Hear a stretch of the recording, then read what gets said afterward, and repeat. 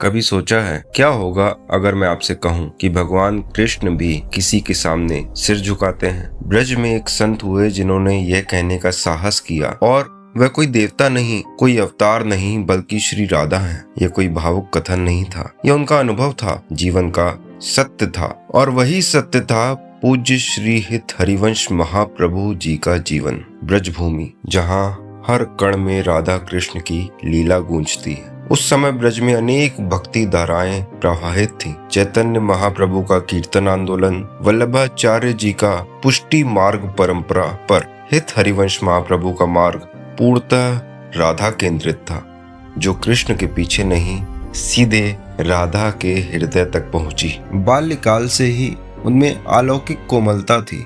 उनकी आंखों में संसार नहीं बसता था, बस एक नाम था, राधा। लोग उन्हें कृष्ण भक्त बनाना चाहते थे, पर उनका हृदय कहता था, कृष्ण तक जाना है तो राधा से जाओ। कहते हैं उस रात वे सो नहीं पाए।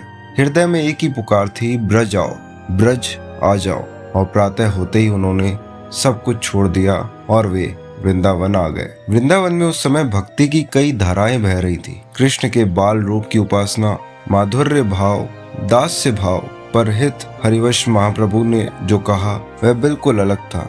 अगर राधा स्वयं पर ब्रह्म है तो फिर हमारी भक्ति अब तक अधूरी थी क्या? उन्होंने कहा, राधा कोई साधारण गोपी नहीं है, राधा स्वयं पर ब्रह्म है। कृष्ण राधा के प्रेम का प्रतिबिंब है। सोचिए ये कितनी सूक्ष्म बात है। हम सामान्यतः कृष्ण को ईश्वर मानते हैं, पर उन्होंने कहा ईश्वर भी प्रेम के सामने झुकता है, और वह प्रेम है राधा। उन्होंने स्थापित किया राधा वल्लभ संप्रदाय। इस मार्ग में कठोर तप नहीं, जटिल योग नहीं, दर्शन की बहस नहीं, यहाँ केवल एक चीज है, रस।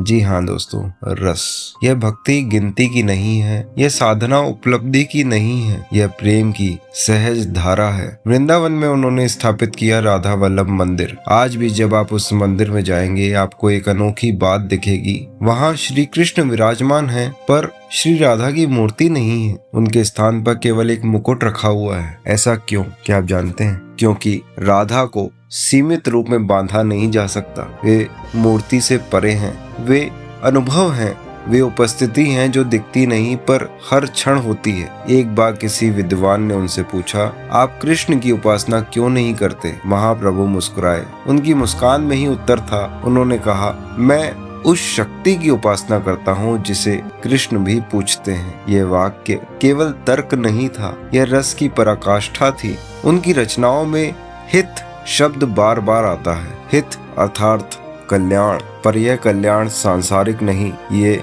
हृदय का कल्याण है। वे कहते थे, राधा नाम जपना नहीं है, राधा नाम में खो जाना है। यह मार्ग दिखावे का नहीं है, यह भीतर की मौन अनुभूति है।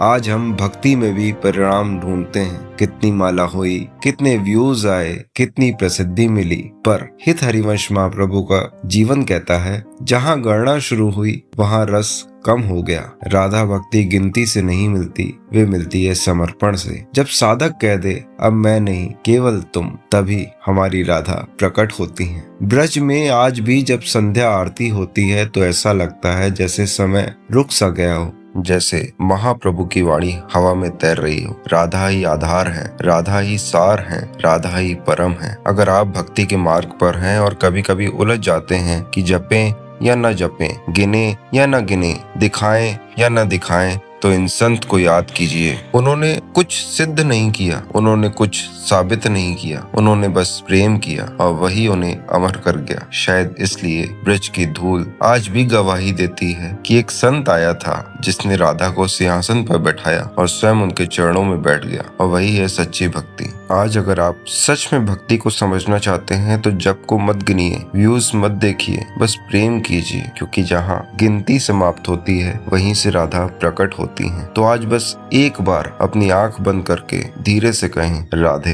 राधा, और देखिए उत्तर आपके भीतर से आएगा। राधे राधे।